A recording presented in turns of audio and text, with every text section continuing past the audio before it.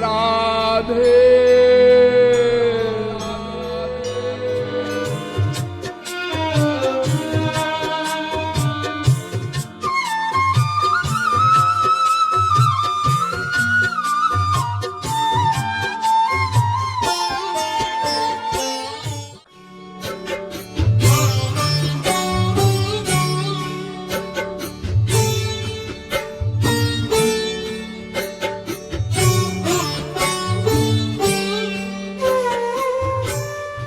समस्त दिशाओं से संतों को आनंद ही आनंद की अनुभूति होती है।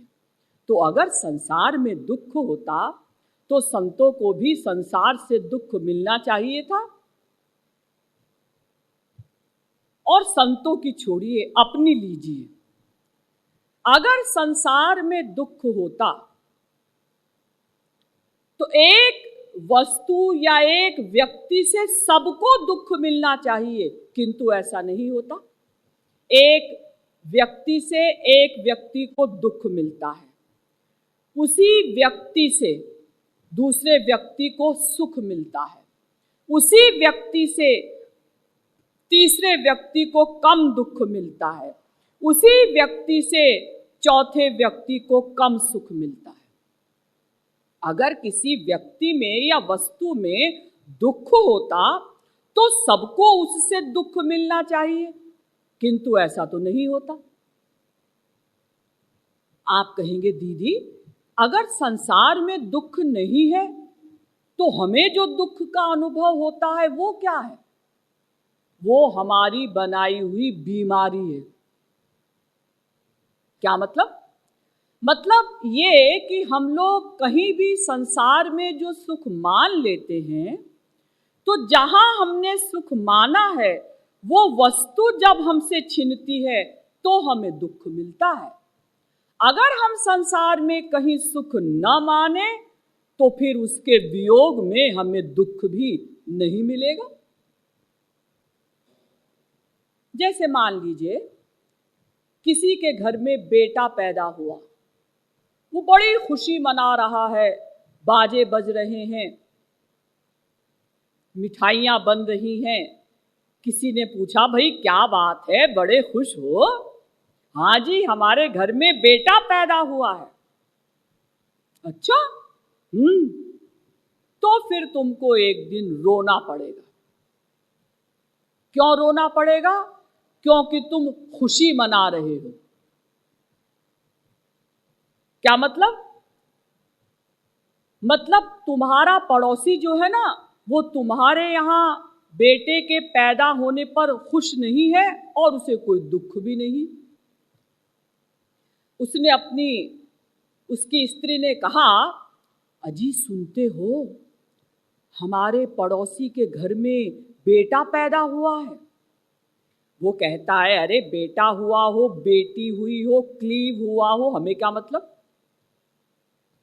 अब मान लीजिए वो बच्चा मर गया, तो जिसने जितनी अधिक खुशी मनाई थी उसको उतना ही अधिक दुख मनाना होगा।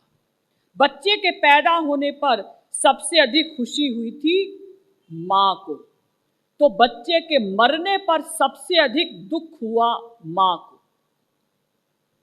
पिता को और कम, रिश्तेदारों को और कम, पड़ोसी को कोई विशेष दुख नहीं। वो एक्टिंग में गया, उनके घर श्मशान घाट पर भी गया, लेकिन जब आप किसी के मरने पर श्मशान घाट जाते हैं तो अपनी स्त्री से क्या कहते हैं? अजी सुनती हो, जरा पूड़ी वूड़ी बना लो। अरे वो मर गया है, उसके साथ श्मशान घाट पर जाना पड़ेगा। न जाने लौटने में 2 बज जाएं कि 3 बज जाएं। अरे लोग भी क्या बेमौके मर जाते हैं। लेकिन जब आप श्मशान घाट पहुंचे तो आपने ऐसा मुंह लटकाया मानो आपको बड़ा दुख हुआ है, लेकिन आपको दुख नहीं हुआ। क्यों? क्योंकि जब वो बच्चा पैदा हुआ था आपको खुशी नहीं हुई थी। बच्चा बढ़ता गया, आपने कभी नहीं सोचा ये आपका बेटा है, तो चूंकि आपको कभी उससे सुख नहीं मिला, इसलिए उसके मरने पर दुख भी नहीं मिला। तो चूंकि हम लोग संसार में कहीं सुख मान लेते हैं, तो जहां हमने सुख माना है वो वस्तु जब हमसे छिनती है तो हमें दुख मिलता है। अगर हम सुख ना माने तो हमें दुख नहीं मिलेगा।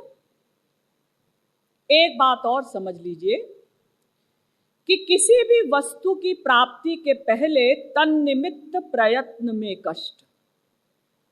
वस्तु मिल जाए तो उसके संरक्षण में कष्ट, और वस्तु छिन जाए तो उसके वियोग में कष्ट। तीनों ही अवस्थाओं में कष्ट ही कष्ट है।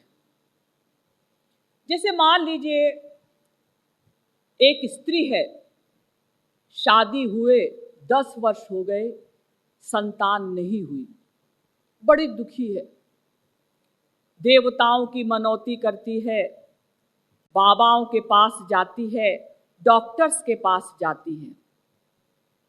आप लोगों ने भागवत में पढ़ा होगा, एक चित्रकेतु राजा हुआ, उसने 1 करोड़ विवाह किए कि भाई किसी स्त्री से तो संतान हो जाए। 1 करोड़ स्त्रियां, लेकिन किसी से भी संतान नहीं हुई। तो उसने बड़ी तपस्या वपस्या की, साधना वाधना की। नारद जी आए, अंगिरा जी आए, तो उसने कहा महाराज कम से कम एक स्त्री से तो बच्चा हो जाए। नारद जी ने कहा तुम्हारे भाग्य में संतान नहीं है। नहीं महाराज, कुछ तो कृपा करिए। तो ठीक है, नारद जी ने कहा कि एक स्त्री से बच्चा हो जाएगा। अब एक स्त्री से बेटा पैदा हो गया। बाकी स्त्रियां बिना संतान के रहीं तो उनको ईर्ष्या हो गई, और सब ने मिलकर उस बच्चे को जहर दे दिया, पॉइजन। वो बच्चा मर गया। देखिए कितनी तपस्या की थी, तब जाकर बच्चा हुआ। आप लोग कहेंगे दीदी हमारे घर बच्चा हुआ, हमने तो कोई तपस्या नहीं की। अपनी स्त्री से पूछिए, गर्भाधान से लेकर 9 महीने तक उस स्त्री ने जब बच्चे को गर्भ में रखा कितना कष्ट हुआ, और जिस समय बच्चा पैदा हुआ कितना कष्ट हुआ, स्त्री जानती है। यानी किसी भी वस्तु की प्राप्ति के पहले जो हम प्रयत्न करते हैं उसमें कष्ट, और वस्तु मिल जाए तब तो सुख होगा ना। एक क्षण को सुख का अनुभव हुआ कि तुरंत डबल कष्ट आ गया। उसके संरक्षण का कष्ट, और कहीं उससे वियोग ना हो जाए इस भय में कष्ट। जब तक बच्चा नहीं हुआ था, वो स्त्री बहुत उछलती थी, कूदती थी, अपने पति से कहती थी सुनिए चलिए किसी हिल स्टेशन पर चलते हैं, सुनिए आज जगन्नाथपुरी ले चलिए। और जब बच्चा पैदा हो गया तो माँ 24 घंटे व्यस्त हो गई, क्योंकि बच्चा अभी अबोध है, हर क्षण उसकी रखवाली करनी है। फिर भी बच्चा बीमार पड़ गया, 104 फीवर हो गया। स्त्री घबराती है, वो माँ सोचती है 104 फीवर हो गया, कहीं 105 ना हो जाए, कहीं बच्चा मर ना जाए। पति से कहती है सुनिए अभी डॉक्टर के पास चलिए। अगर पास में बैठा हुआ व्यक्ति कह दे क्यों री माँ, क्या तू ऐसा सोच रही है कि बच्चा कहीं मर ना जाए, तो वो स्त्री कहती है अजी तुम कितनी गंदी बातें बोलते हो। अरे मैं तो बोल रहा हूं, तू तो सोच रही है, क्योंकि अगर तू ऐसा न सोचती तो रात के 12 बजे पति से न कहती कि अभी डॉक्टर के पास चलो। उस माँ को हर क्षण चिंता है, 104 फीवर हो गया, कहीं 105 ना हो जाए, कहीं 106 ना हो जाए, कहीं टाइफाइड ना हो जाए, कहीं बच्चा मर ना जाए। और भगवान ना करे बच्चा मर गया तो फिर बैठकर रो। कभी कभी आप लोग अपने मन में सोचते होंगे, काश हम भी अरबपति होते तो हमारे क्या ठाठ होते, तो हमें कितना सुख मिलता, कितना सुख मिलता। अरे आपका खाना पीना सोना हराम हो जाता। एक अरबपति अगर नगर में अकेले घूमना चाहे घूम नहीं सकता। मैंने देखे हैं, अरबपति छोड़िए करोड़पतियों को देखा है, बेचारे मॉर्निंग वॉक करने नहीं जाते। डर लगता है कि रास्ते में कोई किडनैप ना कर ले या मार ना दे। छत पर करते हैं वॉक। और नगर में अकेले अगर घूमना चाहें, कार से भी नहीं जा सकते। एक कार आगे चलेगी, एक कार पीछे चलेगी, दोनों में रिवॉल्वर लिए हुए लोग तैनात रहेंगे, अरबपति जी को कोई मार न दे। क्या जीवन है। ये जितने भी प्राइम मिनिस्टर हैं, हर देश के प्रेसिडेंट हैं या चीफ मिनिस्टर हैं, कोई हैं, इनका कोई जीवन है। इनके बच्चे आम स्कूल में पढ़ नहीं सकते। घर से बाहर वो तो निकलते नहीं, बच्चे भी नहीं निकल पाते। कहीं जाकर ग्राउंड में, फील्ड में खेल नहीं सकते। ये प्राइम मिनिस्टर, प्रेसिडेंट जब इनके सामने खाना आता है तो पहले कुत्ते को, बिल्ली को खिलाया जाता है कि कहीं इसमें पॉइजन तो नहीं मिला है। और अनेकों बीमारियां लग जाती हैं। आप लोग सोचते हैं ना, काश हम अरबपति होते तो बढ़िया से बढ़िया खाते, अभी तो हम केवल डालमा भात खाते हैं। बढ़िया खाते। जितने भी अरबपति हैं ना, ये बेचारे रोटी दाल भी ठीक ठीक नहीं खा पाते। 56 व्यंजन, हलवा पूड़ी क्या खाएंगे, कचौड़ी। मूंग की दाल का पानी, उसमें रोटी का जो ऊपर वाला छिलका है वो डाला जाता है, क्योंकि उनको डाइजेस्ट नहीं होता। उनको शुगर हो जाती है, ब्लड प्रेशर हाई रहता है, हार्ट पेशेंट हो जाते हैं। क्या खाएंगे बेचारे। तो लोग सोचते हैं, काश हमारे पास पैसा होता, हम बढ़िया खाते, चैन से सोते। चैन से सोते। जितने भी पैसे वाले लोग हैं ना, इनको नींद नहीं आती। नींद की गोली खाकर तब सोते हैं। और जब सोते भी हैं तो सपने में क्या दिखाई देता है, अरे वो हमको गोली से मार रहा है, अरे वो ऐसा कर रहा है, अरे वहां मेरा धन लुट गया, अरे वहां की फैक्ट्री में आग लग गई। ये दिखाई देता है। आप लोग सोते हैं जब, तो आपको कभी कभी अपने गुरु के दर्शन होते होंगे सपने में, कभी कभी ठाकुर जी के दर्शन भी सपने में होते होंगे, लेकिन उनको नींद आती नहीं। अगर आती है तो ऐसे भयंकर सपने दिखाई देते हैं। यानी संसार में किसी भी वस्तु की प्राप्ति के पहले तन्निमित्त प्रयत्न में कष्ट, वस्तु मिल जाए तो उसके संरक्षण में कष्ट, हर समय डर, कहीं इनकम टैक्स वाले ना आ जाएं, कहीं सेल टैक्स वाले ना आ जाएं, अरे वहां के मजदूरों ने हड़ताल कर दी, अरे उस फैक्ट्री में आग लग गई, आज वहां ऐसा गड़बड़ हो गया।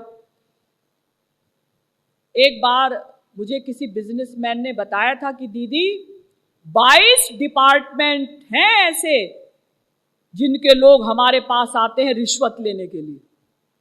बड़े बड़े जो बिजनेसमैन हैं वो बिजनेस चैन से नहीं कर सकते। हर डिपार्टमेंट के लोग आते हैं रिश्वत लेने के लिए, वरना उनके खिलाफ कोई कार्यवाही कर लेंगे। डर के मारे बेचारे देते हैं। यानी हर समय उनको टेंशन, और अगर कहीं कोई लॉस हो गया फिर बैठकर रो। तो तीनों ही अवस्थाओं में कष्ट ही कष्ट है, फिर भी हम लोग संसार में सुख मानते हैं। और अगर हमने संसार में सुख माना तो एक भयंकर बीमारी पैदा हो जाएगी। क्या? कामना।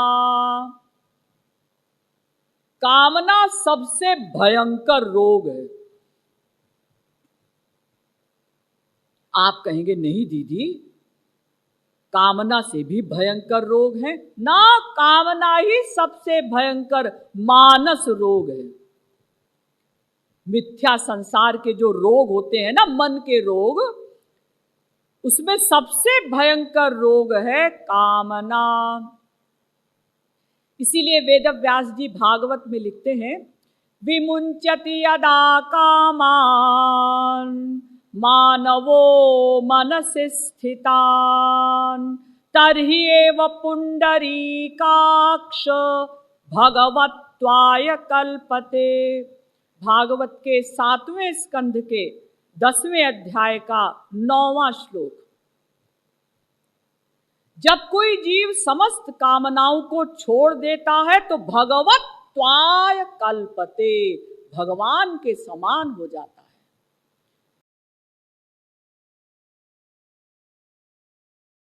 हरि बोल हरि बोल हरि बोल, हरि बोल हरि बोल हरि बोल, हरि बोल हरि बोल हरि बोल, हरि बोल हरि बोल हरि बोल। हरि बोल में प्रेम रस घोल, हरि बोल में प्रेम रस घोल, हरि बोल हरि बोल हरि बोल। हरि बोल में प्रेम रस घोल, हरि बोल हरि बोल हरि बोल। हरि बोल में प्रेम रस घोल, हरि बोल हरि बोल हरि बोल। हरि बोल में प्रेम रस घोल, हरि बोल हरि बोल हरि बोल। ओ हरि बोल हरि बोल हरि बोल, हरि बोल हरि बोल हरि बोल। हरि बोल हरि बोल हरि बोल, हरि बोल हरि बोल हरि बोल। हरि बोल में युगल रस घोल, हरि बोल में युगल रस घोल, हरि बोल हरि बोल हरि बोल। हरि बोल में युगल रस घोल, हरि बोल हरि बोल हरि बोल। हरि बोल में युगल रस घोल, हरि बोल हरि बोल हरि बोल। हरि बोल में युगल रस घोल, हरि बोल हरि बोल हरि बोल। हरि बोल हरि बोल हरि बोल, हरि बोल हरि बोल हरि बोल। हरि बोल हरि बोल हरि बोल, हरि बोल हरि बोल हरि बोल। हरि बोल हरि बोल हरि बोल, हरि बोल हरि बोल हरि बोल। हरि बोल हरि बोल हरि बोल, हरि बोल हरि बोल हरि बोल। हरि बोल हरि बोल हरि बोल, हरि बोल हरि बोल हरि बोल। हरि बोल हरि बोल हरि बोल, हरि बोल हरि बोल